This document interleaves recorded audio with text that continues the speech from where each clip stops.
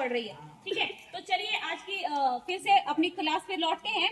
तो अभी हम बता रहे थे कि ग्लोब किसे कहते हैं और ग्लोब है क्या। तो हमने इसमें जाना कि अक्षांश और देशांतर रेखाएं। तो अब हम मैप पे देखते हैं कि अक्षांश देशांतर रेखा होती कहाँ है। किसी को पता है? बीचों बीच खींची हुई रेखा को क्या कहते हैं आप? विषुवत रेखा है ना, जो हमारे ग्लोब पे 0 डिग्री पे खींचा होता है ना। आपको पता है ना, पूरा ये जो एक वृत्त होता है कितने का कोण बनाता है पूरा? 180 360 डिग्री का कोण बनाता है। ठीक बीचों बीच जो हमारे इस गोले को आधा कर रही है, ये 0 डिग्री पे कर रही है ना। इसका मतलब क्या हुआ? ऊपर कितना होगा और नीचे कितना होगा? 180। तो यहाँ इसका 1/4 भाग ये कितना होगा बच्चा? 90। इसका मतलब यहाँ 90 डिग्री का कोण बनेगा। इधर भी यहाँ अगर होगा तो यहाँ भी, मतलब ये हमारा हो गया रूप, है ना।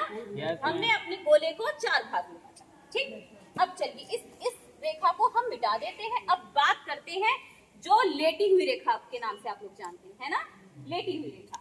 तो जो लेटी हुई रेखा है, जो 0 डिग्री पे हमारे ग्लोब को ठीक बीचों बीच आधे भाग में बांटती है, इसे हम कौन सी रेखा कहते हैं? रेखा। बिल्कुल, वेरी गुड। ऐसे हम भूमध्य रेखा भी कहते हैं। भूमध्य क्यों कहेंगे? क्योंकि मध्य का मतलब होता है बीच और भू का मतलब हमारी पृथ्वी, भूमि। ठीक है, तो इसको ठीक बीचों बीच ये रेखा काट रही, इसी को हम लोग भूमध्य भी कहेंगे। ठीक है, फिर इसके बाद आप देख रहे होंगे ग्लोब पे ऊपर बहुत सारी ऐसे लाइनें हैं, है ना, जो ऊपर के ध्रुवों तक इधर भी जा रही है, इधर भी जा रही है ना। मतलब कि ऊपर यहाँ पे बहुत सारी ऐसी लाइनें खींची होंगी। चलिए हम बहुत सारी ऐसी रेखाओं को छोड़ते हैं, हम 2 रेखाओं की आज बात ऊपर की करते हैं। इसके ठीक ऊपर ये कौन सी रेखा थी? कर्क रेखा। कितने डिग्री पे खींचा होता है? 23.5 डिग्री। ये जो रेखा है 23.5 डिग्री पे खींची हुई रेखा है। ठीक है, ऊपर वाली जो है वो है 66 डिग्री पे खींची हुई रेखा होती है, 66.5 डिग्री। ठीक है, ये कौन सी रेखा है? आर्कटिक रेखा।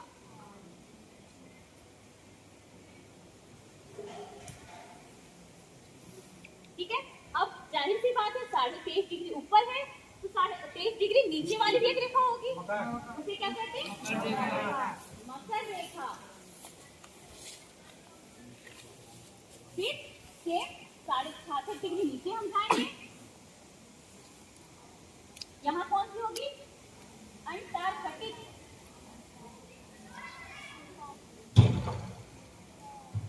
ठीक है, अंटार्कटिक।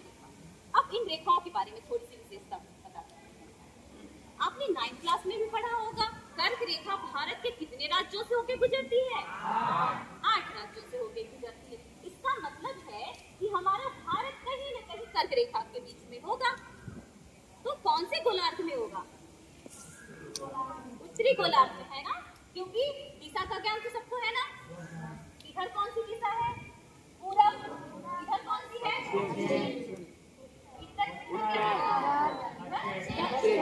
मतलब कि ये जो हमारा गोलार्ध है, गोलार्ध में हमारे जो भारत की स्थिति है वो उत्तरी गोलार्ध में है ना। और अभी आपने 9th क्लास में भी पढ़ा था और 6th क्लास में भी आप इन रेखाओं के बारे में पढ़ रहे हैं। तो उसमें हमने ये पढ़ा था कि जो कर्क रेखा है भारत के ठीक बीचों बीच होके जाती है, जो 8 राज्यों से होके जाती है। मतलब भारत की स्थिति कुछ ऐसी होगी ऐसी भारत की स्थिति कुछ।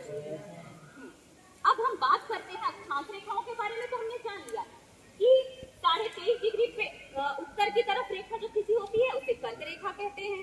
23.5 डिग्री दक्षिण की तरफ जो रेखा खींची उसे तो मकर रेखा कहते हैं। क्या इन रेखाओं की कोई परिभाषा बता सकता है? किसकी बता सकते हो आप? 1 by 1 बताइए। आप कर्क रेखा की परिभाषा बताइए, अक्षांश के बारे में बताइए।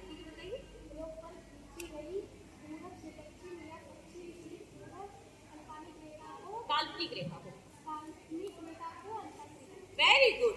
देखिए जैसा जैसा कि अभी इन्होंने जवाब दिया कि हमारे ग्लोब पे खींची गई काल्पनिक रेखा, काल्पनिक मतलब कोई ऐसी वास्तविक रेखा हमारी पृथ्वी पे कहीं कोई नहीं दिखता है क्या? नहीं है, मतलब ये काल्पनिक है, ठीक है। तो काल्पनिक रेखा जो पूरब से पश्चिम या पश्चिम से पूरब खींची गई रेखा को हम क्या कहते हैं? अक्षांश रेखा, ठीक है। अब अक्षांश रेखाओं में बहुत सारी अक्षांश रेखा है, जिसमें एक रेखा विषुवत रेखा है जो 0 डिग्री पे खींची होती है, एक रेखा है जो कर्क रेखा है 23.5 डिग्री उत्तर में खींची है, मकर रेखा जो 23.5 डिग्री दक्षिण में खींची गई। चलिए ये बात तो हुई अक्षांश रेखाओं की। अब हम अपने एक टॉपिक पे आते हैं जिसका नाम है देशांतर। देशांतर रेखा की क्या परिभाषा है, किसी को पता है? बताइए।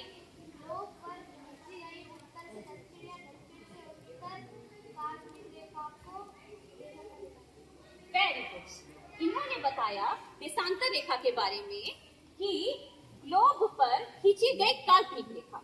कौन सी रेखा? काल्पनिक रेखा, जो उत्तर से दक्षिण या दक्षिण से उत्तर खींची हुई रेखा को देशांतर रेखा कहते हैं, ठीक है ना। देशांतर रेखा, एक रेखा हमारी खड़ी रेखा और एक हमारी लेटी हुई रेखा। तो लेटी हुई है तो कौन सी रेखा हुई? अक्षांश रेखाएं हैं, ठीक है। और ऊपर से नीचे जो गई है देशांतर। अच्छा एक बात बताइए, इसमें आपको दिख रहा होगा देशांतर रेखा क्या हर जगह समान दिख रही है? सबकी दूरी एक जगह सभी एक जैसी ही दिख रही है क्या? नहीं दिख रही, कम ज्यादा है, क्यों? अगर ये हमारी पृथ्वी चौकोर होती तो शायद इनकी दूरी हर जगह एक जैसी होती।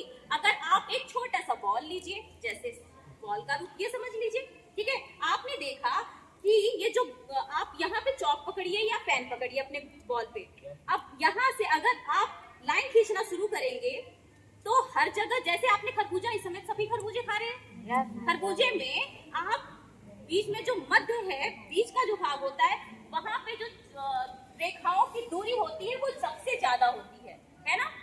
और ध्रुवों पे जैसे ही जाते हैं, मतलब जैसे ही हम ऊपर वाले हिस्से नीचे वाले हिस्से में आते हैं, उनकी दूरी कम हो जाती है। क्या अक्षांश रेखाओं में भी आपको ऐसा ही देखने को मिलता है? बताइए, बैठे बच्चों। अक्षांश रेखाओं में भी क्या ऐसा देखने को मिलता है? अक्षांश रेखा भी ऐसी ही है? कैसी है? क्या देशांतर रेखा जैसी है? भाई देशांतर रेखाओं में तो आपने देखा कि एक समान दूरी नहीं है। दो देशांतर रेखाओं, मतलब मान लो हम बात करते हैं इस देशांतर रेखा और इस देशांतर रेखा, ये दोनों रेखा ऊपर से जितना चौड़ा है, क्या बीच में भी उतना चौड़ा है? बीच में जाके तो ज्यादा चौड़ा हो गया ना, फिर नीचे आते हैं फिर कम हो जाता है। तो लेकिन देशांतर रेखाओं में आप देखेंगे तो देशांतर रेखाओं की दूरी समान होती है। तो दो देशांतर रेखाओं के बीच की दूरी होती है 111 किलोमीटर की होती है।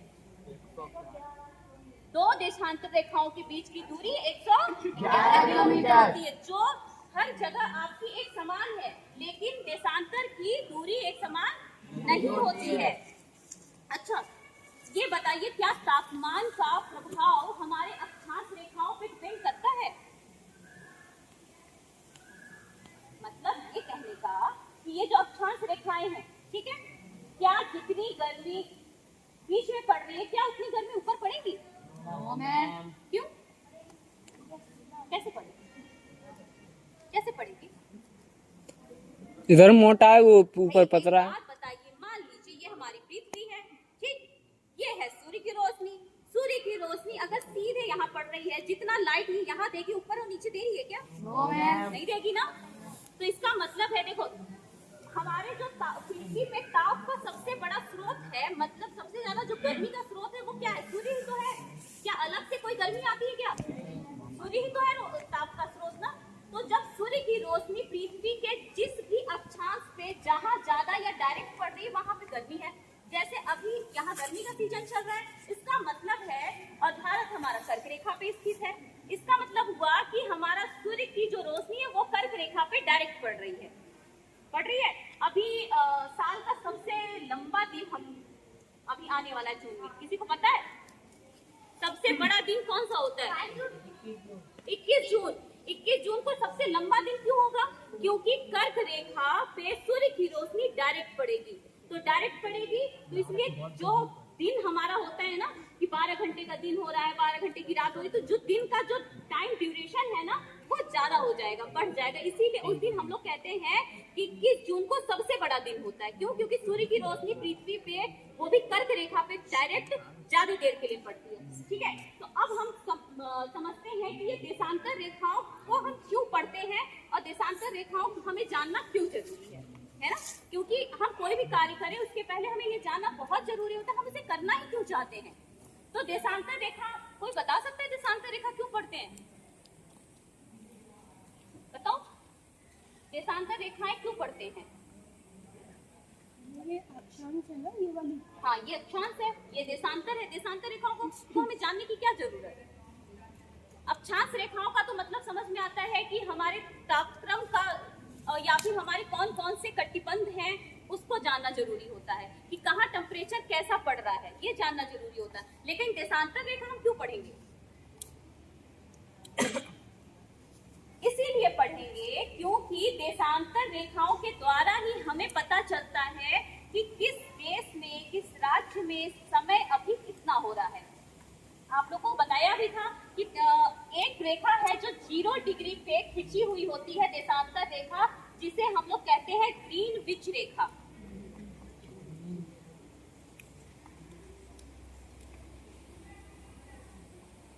ठीक है, ठीक 0 डिग्री पे खिंची हुई रेखा है जिसको हम लोग ग्रीनविच रेखा, ग्रीनविच क्यों कहते हैं? क्योंकि ग्रीनविच एक जगह का नाम है, तो वहां से होकर गुजरने की वजह से ही इसको ग्रीनविच रेखा या समय मानक रेखा कहते हैं।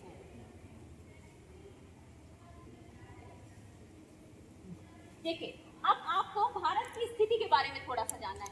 भारत की स्थिति कहाँ से कहाँ, कितने अक्षांश से कितने अक्षांश तक है, इसके बारे में पढ़ते हैं। जैसे कि देखिए, भारत के नक्शे में आप लोग को दिख रहा होगा, है ना? बहुत छोटी छोटी लाइनें ऐसे दिख भी रही होंगी, दिख रही है ना? ऐसी भी दिख रही है और ऐसी भी रेखाएं दिख रही है। तो देखिए, नीचे वाला जो हमारा देख रहे हैं 8 डिग्री दक्षिणी में, ये दक्षिणी जो इसका कोर है, मतलब जो केरल वाला साइड है यहाँ से। लेकिन हमारे जो भारत की सीमा क्या केरल तक ही है? कहाँ तक है? अंडमान निकोबार तक है। और अंडमान निकोबार कहाँ है? नीचे है, पानी में है, आपको दिख रहा भी होगा इधर अंडमान निकोबार। तो सबसे नीचे का जो भारत का जो दक्षिणतम बिंदु है उसको हम कहते हैं इंदिरा पॉइंट। क्या कहते हैं? मतलब भारत का जो दक्षिणी छोर है, मतलब अगर हम किसी भी चीज का, मान लीजिए ये हमारा भारत है,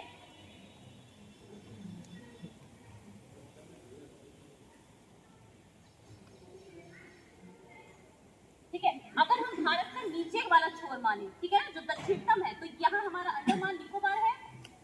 तो ये जो सबसे नीचे का दक्षिणी सिरा है इसको हम कहते हैं इंदिरा पॉइंट। और ऊपर वाला जो हिस्सा है जहां पे इसकी सीमा लग रही, मतलब कि जहां तक भारत की सीमा है उसके बारे में बात कर रहे हैं, इसको हम लोग कहते हैं इंदिरा पॉइंट। अच्छा, याद करने का एक आसान तरीका इसको बताते हैं। जैसे कि हम किसी को कॉल करते हैं, फोन करते हैं, तो ऐसे भी करते हैं ना, उसको जरा कॉल कर देना, है ना, या उसे कॉल करना मतलब या तो बुला दो, है ना। तो हम कॉल करके क्या करते हैं, मतलब कोई दूर है तो बुला रहे हैं ना, तो हमें ऐसे याद करना है क्योंकि दोनों का नाम इंदिरा है, तो हम कंफ्यूज ना हो। जो मैंने जो कॉन्सेप्ट जो अपने से सीखा था कि कॉल करना मतलब बहुत दूर है कोई को, तो हमारा जो ऊपरी हिस्सा है, जो सबसे ऊपर का सिरा है, उसको हम लोग कहते हैं इंदिरा कॉल। और नीचे क्या है? पॉइंट। पॉइंट हमेशा हम लोग क्या है कि गणित में नीचे लगाते हैं पॉइंट, है ना। तो पॉइंट से मतलब अगर पॉइंट लगा है तो इंदिरा पॉइंट नीचे दक्षिणी सिरा हो गया, इंदिरा कॉल ऊपर का सिरा हो गया। ठीक है, फिर इसके बाद तो ये बात तो हो गई कि हमारी चौड़ाई में, अब हमारी लंबाई में भी कहीं सीमा यहाँ भी जाती होगी, यहाँ भी जाती होगी, है ना। भारत की सीमाओं को तो ऐसे ही हम बताएंगे ना कि भारत की सीमा कहाँ से कहाँ तक है, कहाँ तक फैला है। अक्षांश देशांतर रेखाओं में भी तो तभी हम बता पाएंगे क्योंकि समय का निर्धारण इन्हीं चीजों पे डिपेंड करता है। ठीक है, तो हम बताएंगे अभी कि कैसे पूर्वी और पश्चिमी सिरा कौन सा है। तो पूर्वी हिस्सा किधर है? इधर है, ठीक है। तो पूरब में यहाँ पे अरुणाचल प्रदेश है ऊपर। अरुणाचल प्रदेश में एक छोटे से स्थान है जिसका नाम है किबिथु। किबिथु जो है वो भारत का पूर्वी बिंदु है। और गुजरात में गौर माता गौर माता आपका पश्चिमी बिंदु है। मतलब अगर हमें भारत के चारों बिंदुओं को बताना हो कि भारत की जो सीमाएं हैं, दक्षिणी बिंदु कौन सा है, उत्तरी बिंदु कौन सा है, पूर्वी बिंदु कौन सा है और पश्चिमी बिंदु कौन सा है, तो प्रतीक्षा तुम खड़ी हो, तुम बताओ। भारत का पूर्वी बिंदु ये बिंदु और पश्चिमी और माता और दक्षिणी इंदिरा पॉइंट और उत्तरी इंदिरा पॉइंट इंदिरा फॉल। अब जाहिर सी बात है, ये तो बात रही पॉइंट की कि कहां से कहां तक की पॉइंट उनका हमने नाम दे रखा है कि जो जगह वहां पे चिन्हित किए गए कि भारत की सीमा यहाँ से यहाँ तक है, तो उनका हमने नाम दे दिया, उस स्थान का नाम दे दिया ताकि हमारी सीमाएं हमें पता चल सके। बैठिए। अब इसको अक्षांश और देशांतर रेखाओं में भी हमें जानना जरूरी होता है कि कहां से कहां तक है। तो आप देखेंगे जो भारत का दक्षिणी सिरा है, भारत का जो दक्षिणी सिरा है, मतलब यहाँ से आपका 8 डिग्री आपको दिख रहा होगा, 8 डिग्री नॉर्थ में। तो इंदिरा पॉइंट वाला जो हिस्सा है, ये वाला हिस्सा, ये 6.4 डिग्री पे है, ठीक है, 6.4। और ऊपर वाले में आएंगे तो 37.8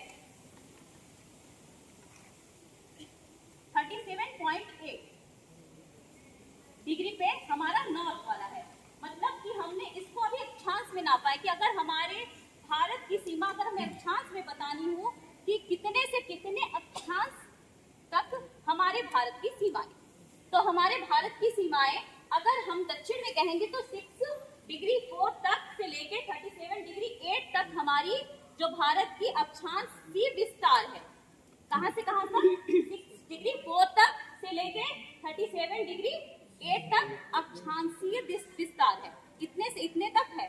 और आपने 23.5 डिग्री कर्क रेखा पढ़ी, तो इसका मतलब है इसके बीचों बीच कर्क रेखा कहीं जाएगी। तो आप देखिए 23.5 डिग्री। अब आप बताएंगे वो कौन कौन से राज्य हैं जहां से होकर ये कर्क रेखा गुजर रही है। चलो कृष्णा तुम बताओ, कौन कौन सा राज्य दिख रहा है आपको?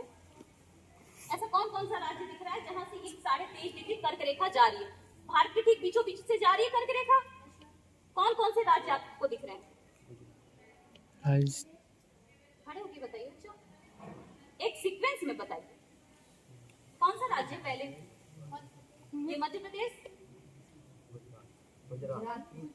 गुजरात। भाई तट पे कोने यहाँ गुजराती तो है। मध्य प्रदेश तो मध्य, उसका नाम ही ऐसा पड़ा है कि जो बिल्कुल मध्य में है, बीचों बीच है, ठीक है। तो सबसे पहले गुजरात, फिर राजस्थान, फिर छत्तीसगढ़, फिर बताओ छत्तीसगढ़ के बाद धर्मवीर, हाँ बोलो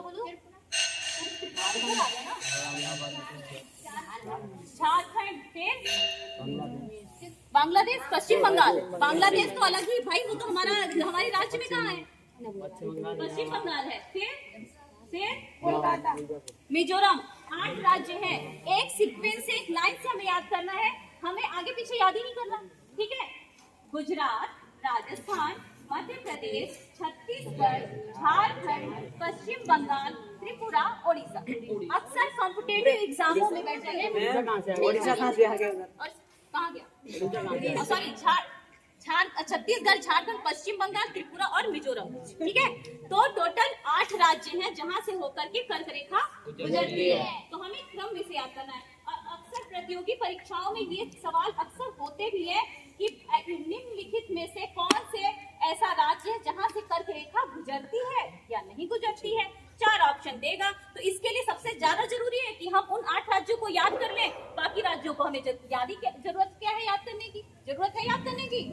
28 राज्यों को याद करने की जरूरत है या आपको? नहीं, आपको क्या याद करने की जरूरत है कि वो 8 राज्य कौन से हैं जहां से कर्क रेखा होके गुजरती है। तो कर्क रेखा गुजरात, राजस्थान, मध्य प्रदेश, छत्तीसगढ़, झारखंड, पश्चिम बंगाल, त्रिपुरा और मिजोरम, सिर्फ 8 राज्यों से होके गुजरती है। अब जाहिर सी बात है, कर्क रेखा यहाँ से जा रही है तो अब कहीं ना कहीं यहीं से हमारे देश की भी मानक रेखा होगी, जिसको भी हमने समय मानक रेखा बोला। तो भारत के 5 राज्यों से होकर के समय मानक रेखा गुजरती है, जो 82.5 डिग्री पे है, जिसको हम लोग देशांतर रेखाएं कहते हैं। अब देशांतरीय विस्तार, भारत का देशांतरीय विस्तार देख लेते हैं। तो भारत का जो देशांतरीय विस्तार है वो 68 डिग्री यहां से लेकर के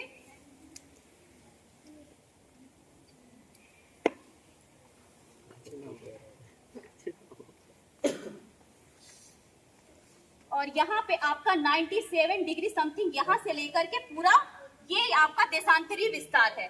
मतलब कि अक्षांश विस्तार और देशांतरीय विस्तार। और यहीं से 82.5 डिग्री से आपको 80 दिख रहा होगा, 80 से ठीक बीच यहाँ पे है 82 डिग्री। तो 82 डिग्री से यहाँ से आपकी जाती है समय मानक रेखाएं। अब समय मानक रेखा जो है भारत के टोटल 5 राज्यों से होकर जाती है, लेकिन जो जहां पे हमारी कर्क रेखा और साथ में हमारी देशांतर रेखा, कौन सी समय मानक रेखा, जहां पे एक दूसरे को आपस में जहां काट रही हैं, जहां पे वो समान काटती है वहीं पे हम लोग इसकी समय मानक रेखा ज्ञात करते हैं। ठीक है,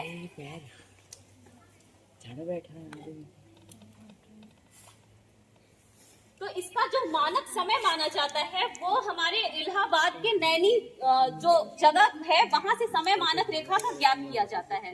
अब देखिए हमारा जो हम लोगों ने अभी ग्रीनविच रेखा 0 डिग्री मानी है, वहां से भारत की जो दूरी है वो है 82.5 डिग्री। ठीक है, मतलब कि अगर 0 डिग्री यहाँ पे है और भारत का समय मानक रेखा यहाँ से गुजर रहा है, तो यहाँ से यहाँ